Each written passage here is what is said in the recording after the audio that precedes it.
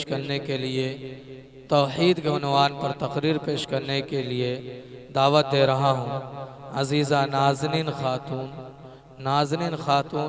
جو جناب محمد افتخار صاحب کی صاحبزادی ہیں، موصوفہ آئیں اور اپنی تقریر پیش کریں۔ الحمدللہ رب العالمین والصلاة والسلام علی رسولہ الکریم، اما بعد فقد قال اللہ تعالی فی القرآن المجید والفرقان الحمید، اعوذ باللہ من الشیطان الرجیم، بسم اللہ الرحمن الرحیم، قل هو اللہ احد اللہ الصمد لم یلد ولم یولد ولم یکن لہ کفوا احد۔ میں نے ابھی آپ کے سامنے ایک پوری سورہ تلاوت کر دی ہے۔ اس کا ترجمہ یہ ہے کہ اے نبی کہہ دو کہ اللہ ایک ہے، اللہ بے نیاز ہے، وہ نہ کسی کا باپ اور نہ کسی کا بیٹا اور کوئی اس کا ہمسر نہیں۔ کیا یہ حقیقت نہیں ہے کہ جب ہم تاروں بھرے آسمان، چوڑی چکری زمین، آٹھا سمندر اور اونچے پہاڑ، بہتے دریا دیکھتے ہیں تو بے ساختہ یہ کہنا پڑتا ہے کہ ان کا کوئی خالق ہے، کوئی ہے جس نے ان چیزوں کو تخلیق کی ہے۔ پھر ہم ایک قدم آگے بڑھاتے ہیں اور سوچتے ہیں کہ رات آتی ہے،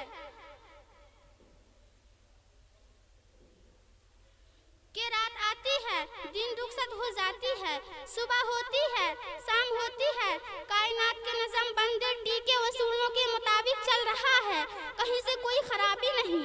شمس و قمر اپنے وقت پر نکلتے ہیں اور وقت پر ڈوبتے ہیں تو بے ساختہ یہ کہنا پڑتا ہے کہ اس عظیم کائنات کے کوئی حاکم ہے جن سے کسی کے تعاون کی ضرورت نہیں، جو سارے جہاں سے بے نیاز ہے، کسی کا احسان مند نہیں، وہ جو چاہے کرتا ہے، اسے کوئی روکنے والا نہیں، کیونکہ مگر کوئی روکنے والا ہوتا تو دنیا کا نظام اچھے ڈھنگ سے نہ چلتا۔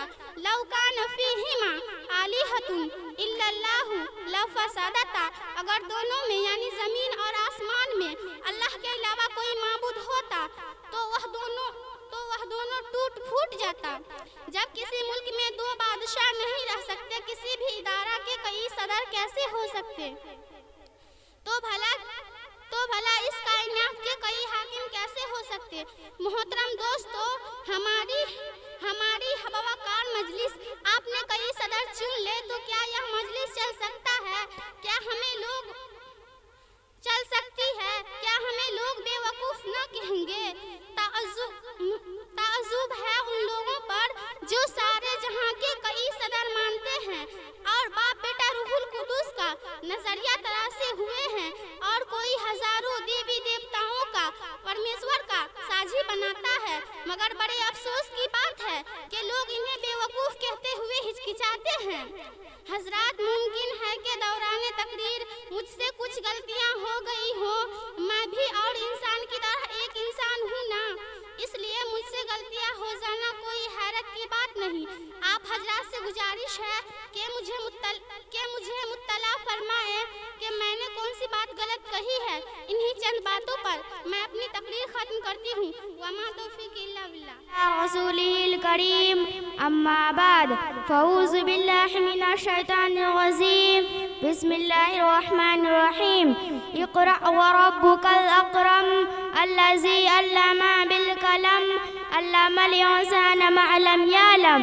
صدر محترم، حضرات اکابر، دوستوں اور بھائیوں، کسی شاعر نے کہا ہے علم وہ دولت ہے جو لوٹتی نہیں، خرچ کرنے سے کبھی گھٹتی نہیں۔ محترم بزرگوں، روشنی کسے پسند نہیں؟ شب تاریک میں، مہتاب اندھیرے کمرے میں، کمکمے کسے اچھے نہیں لگتے؟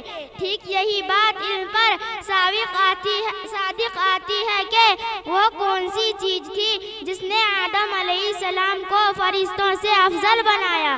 وہ کون سی طاقت ہے جو انسان کو اشرف مخلوقات بنائے ہوئے ہیں؟ وہ علم ہے۔ بھائیوں اور دوستوں، ہم مسلمان ہیں، اللہ اور اس کے رسول پر ایمان رکھتے ہیں۔ واقعہ یہ ہے کہ اگر ہم علم نہیں رکھتے تو مسلمان ہو نہیں سکتے. مسلمان اور جاہل رہے, مسلمان اور ان پڑھ ہو, یہ ہو نہیں سکتا. اللہ کی کتاب میں علم کی عظمت جگہ جگہ بیان کی گئی ہے. ارشاد باری تعالی ہے, قل هل يستوي الذين يعلمون والذين لا يعلمون انما يتذكر اولو الالباب. اس آیت کا ترجمہ یہ ہے کہ کہہ دیجئے کہ کیا اہل علم اور نہ جانے والے برابر ہو سکتے ہیں, عقل مند ہی نصیحت پکڑتے ہیں. محترم دوستو, علم سے کیا مراد ہے؟ کیا دنیاوی علم یا اخروی علم؟ واقعہ یہ ہے کہ اگر علم کوئی بھی ہو انسان کو عزت دیتا ہے, انسان علم ہی سے کمال پاتا ہے. فوج لاؤ لشکر اور مال دولت اسے واقعتاً عزت نہیں دیتے.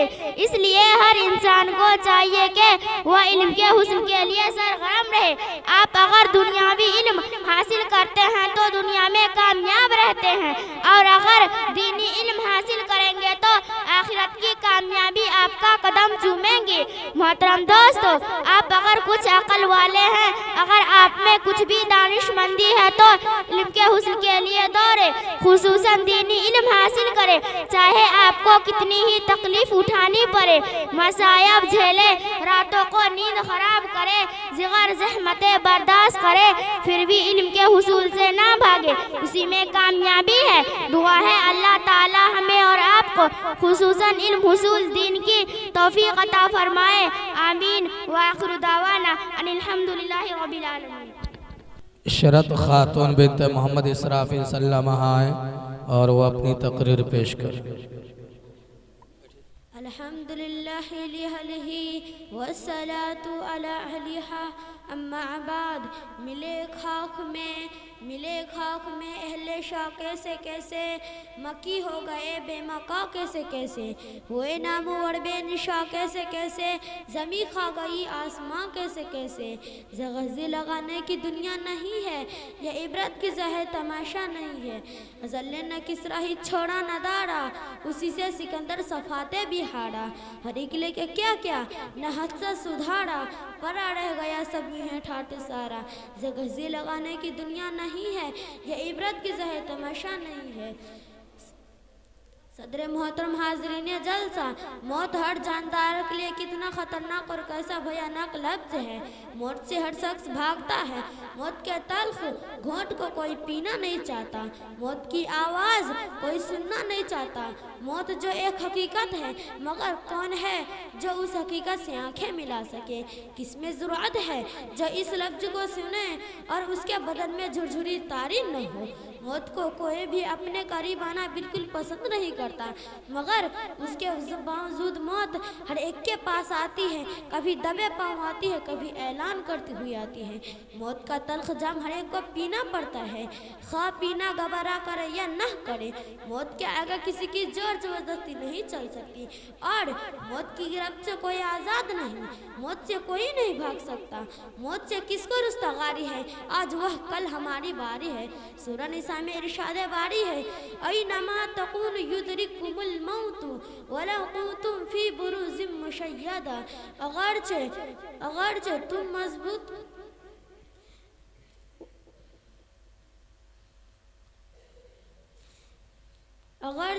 مضبوط قلعوں میں بند ہو, آغا اپنے موت سے کوئی بصر نہیں.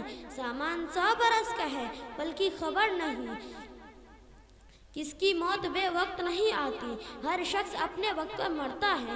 جس شخص کے مرنے کا جو وقت اللہ تعالیٰ کی طرف سے مقرر ہے, موت اسی وقت آتی ہے, نہ اس سے بعد آتی ہے نہ اس سے پہلے.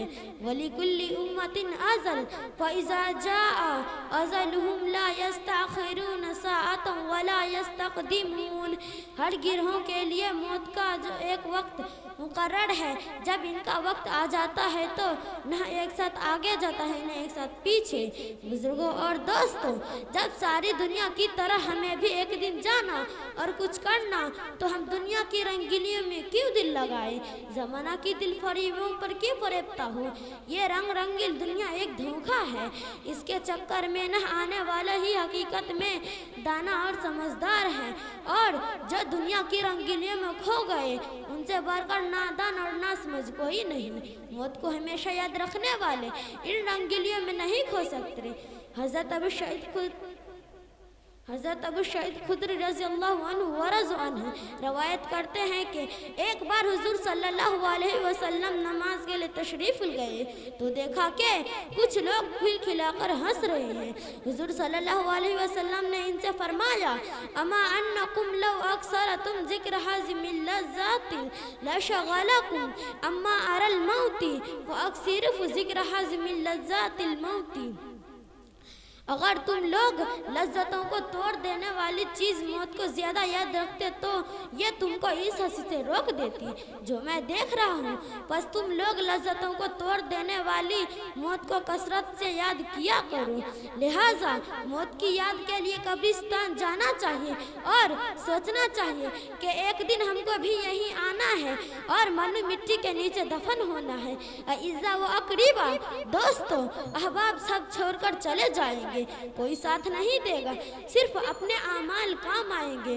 हुजूर अक़दस सल्लल्लाहु अलैहि वसल्लम फरमाते हैं, फज़ूरुल कुबूर व इन्नहा तुज़क्किरुल मौत, कब्रिस्तान जाया करो, ये मौत को याद दिलाती है। तू बड़ा है बंदगी है याद रख, तू बड़ा है बंदगी है याद रख, गैर शरफ गंदगी है याद रख, चंद्र रोज़ा जिंदगी है याद रख। एक दिन मरना है आखिर मौत है, एक दिन मरना है आखिर मौत है, कर ले जो करना है आखिर मौत है। व आखिर दावाना अनिल हम्दुलिल्लाहि रब्बिल आलमीन।